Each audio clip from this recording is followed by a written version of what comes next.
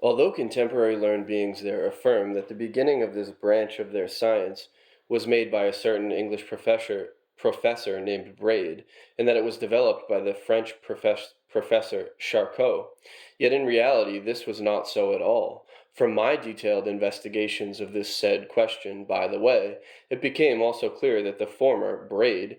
had unmistakable signs of the properties of a Hasnamus, and the latter, Charcot, had the typical properties of a mama's darling. And terrestrial types of this kind, particularly the contemporary ones, can never discover anything quite new, and indeed it appeared that this matter proceeded there in the following way. A certain Italian abbot, Pedrini by name, was in his town what is called a confessor for a convent. To this abbot confessor there often came for confession a nun named Ephrosinia.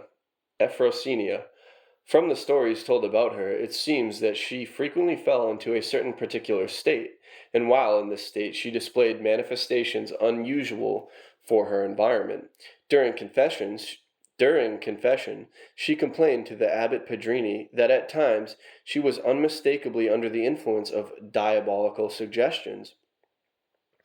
Everything she herself said and the stories circulated about her interested the abbot Pedrini, and he became very desirous of convincing himself personally about them. Once, during confession, he tried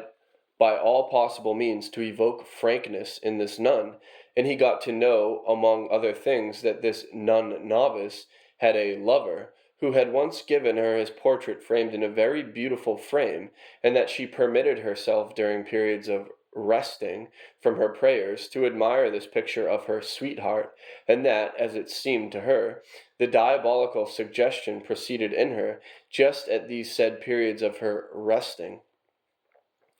All this, told frankly by the nuns, still further excited the interest of the abbot Pedrini, and he decided at all costs to find out the cause of it. And with this aim in view, he first of all asked the nun Ephrosinia to be sure to bring with her to the next confession the portrait of her sweetheart, together with the frame.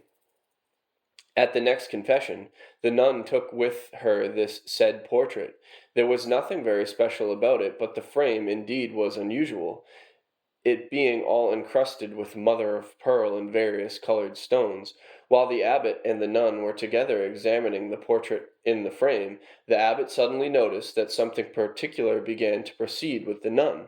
First she became pale, and for a certain time she became, as it were, petrified, and then there began with her on the spot, precisely in all details, the same manifestations which proceed there among the newly married at what is called the first night.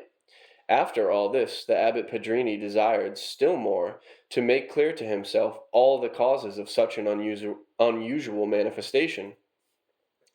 But as regards the nun, she discovered 2 hours after the beginning of this particular state of hers, and it was discovered that she knew and remembered nothing of what had happened to her. As the abbot Pedrini himself alone could not unravel this phenomenon, he turned for help to his acquaintance, a certain Dr. Bambini. Well, when the abbot Pedrini told everything in detail to the Dr. Bambini, the latter also became very much interested, and from then on they both began to occupy themselves with the elucidation of it all. They first made various elucidating experiments upon the nun Ephrosinia herself, and after several what are there called seances, they noticed that this nun invariably fell into such a peculiar state of hers only when her gaze rested rather a long time on one of the brilliant colored stones, on what is called a Persian turquoise, which was among the adornments of the frame of this portrait. But later, when this same Persian turquoise, they continue. But later, sorry. But later, when with this same Persian turquoise, they continued to make their elucidating experiments upon others, they then soon became categorically convinced, firstly, that in almost any one of the three-brained beings without distinction of sex who gazes for a long time at shining and brilliant objects of a certain kind, there begins to proceed a state similar to the one which proceeded with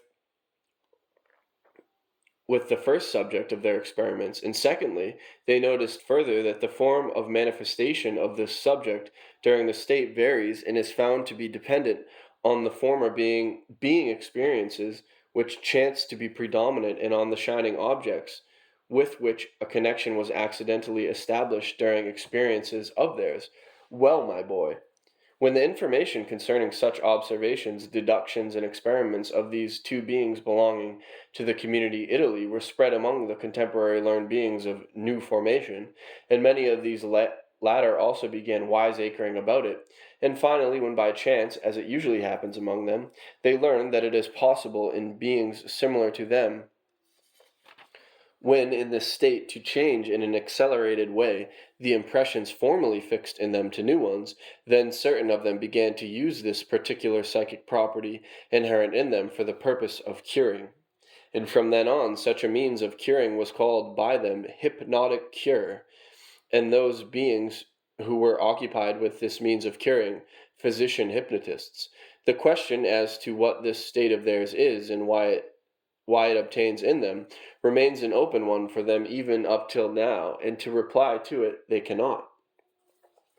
From that time on, there began to appear, and there exist till now, hundreds of every possible kind of theory, and thousands of thick books devoted to this question, thanks to which the minds of the ordinary three-brained beings of this ill-fated planet, already sufficiently muddled without this, become still more muddled.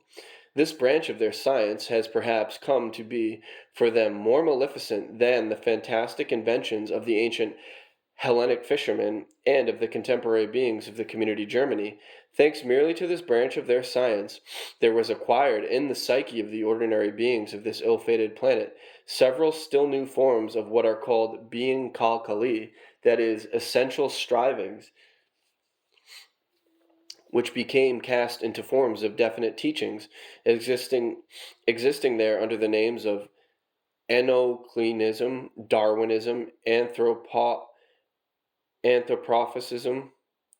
Theosophism, and many others under the names also ending with ism, thanks to which even those two data of their presences, which still help them to be at least a little as it is becoming to three-centered beings to be, finally disappeared in them. And these essential data, which have until recently been in them engendered in them the being impulses they called patriarchality and religiousness.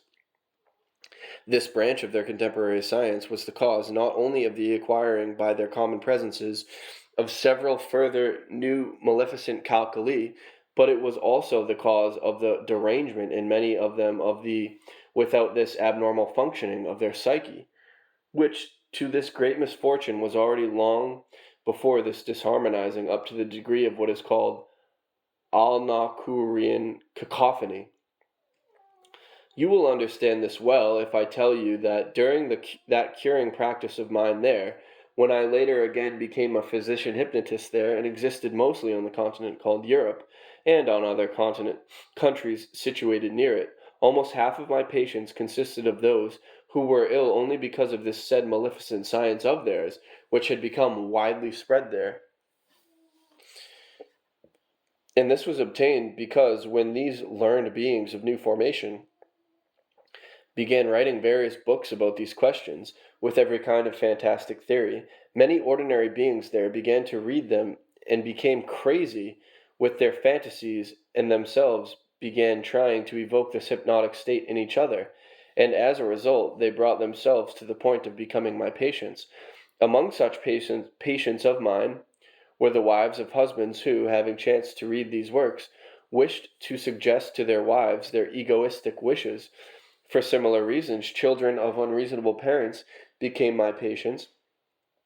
Various men who were found to be under the orders, or as it is said there, under the thumb of their mistresses, and so on and so forth. And all this only thanks to the fact that these sorry learned beings of new formation cooked up their Hasnamussian theories concerning this distressing state of theirs. None of the theories now current among them concerning this question of hypnotism even approximate in the least to reality. Most recently, by the way, when I was on this ill-fated planet, a new maleficent means began to flourish there for doing the same with the psyche of the beings there, as there did and still does this branch of their science, hypnotism, and this new maleficent means they call psychoanalysis. You must without fail also know that when beings of the period of the Ticleomitian civilization constated for the first time about this particular psychic property of theirs, and soon made it clear that by its means they could destroy in each other certain properties particularly unbecoming to be in them, then the process itself of bringing someone into this state began to be regarded by them as a sacred process, and was performed only in their temples before the congregation. But in the presences of your contemporary favorites, not only does there absolutely not arise any being impulse of contrition about this essential property of theirs, and not only do they not consider its concentrated manifestation, intentionally yet unavoidably evoked by them, as sacred, but they have already adapted it, the process itself, and the accidentally obtained results, for serving them as a means for tickling certain consequences of the properties of the organ kundabuffer firmly fixed in them. For instance, even when they meet together for one or another established patriarchal ritual like a wedding, baptism, saint's day, and so on, one of the great diversions is trying to bring one another into the said state. It is lucky that they still do not know, and it must be hoped that they never will know, other methods besides the one first discovered by the beings of the community Italy, the Abbot Pedrini and the Doctor Bambini, namely the gazing at a shiny, brilliant object, by means of which method, as I have already told you, certain of them can indeed be brought into such a mentioned concentrated state.